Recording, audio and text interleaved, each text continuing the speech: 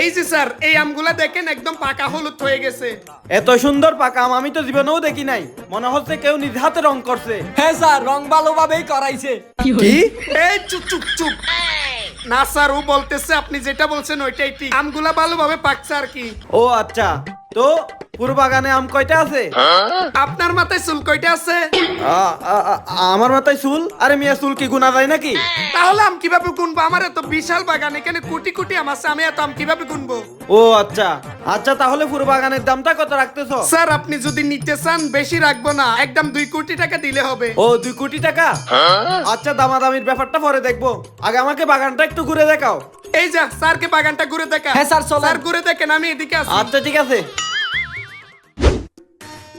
এই তো দেখেন স্যার, কত বড় বড় আম। বুঝলাম না, ওইদিকে আম সবগুলো পাকা দেখছি আর এইদিকে আম সবগুলো কাঁচা।